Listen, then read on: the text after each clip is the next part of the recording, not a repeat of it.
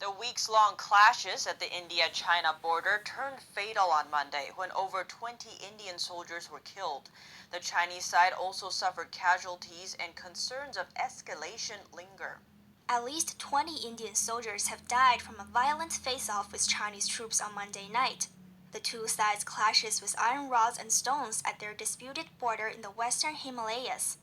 Indian military officials say 3 soldiers were killed during the clashes, while 17 more were critically injured and due to the sub-zero temperatures in the high-altitude terrain, died of the injuries on Tuesday. Chinese state media Global Times editor-in-chief tweeted that the Chinese side also suffered casualties, but authorities did not disclose the exact number. Indian media reported that China suffered 43 casualties, including death and serious injuries. This is the first time in decades since clashes at the two countries' border has led to casualties.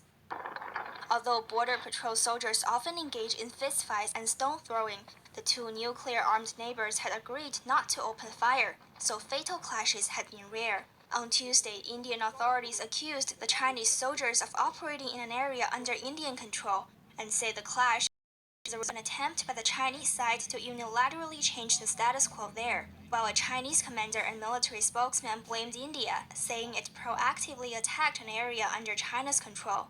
He asked India not to stir up trouble and move in the same direction as China.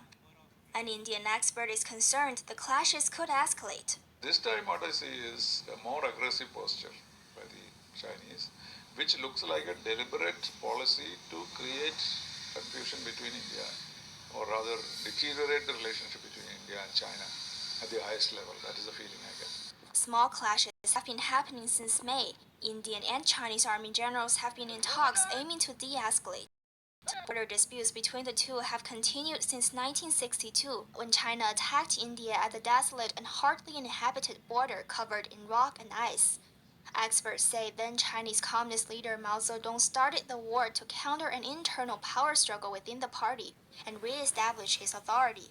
While the situation differs for today's Xi Jinping, who is already in total control of the Chinese army. The latest major clash was in 2017, when both India and China ramped up military deployments at the border for 2 months. Both countries are currently suffering from the virus pandemic. Beijing is now bracing for a potential second wave with an already struggling national economy. Penny Zhou, NTD News.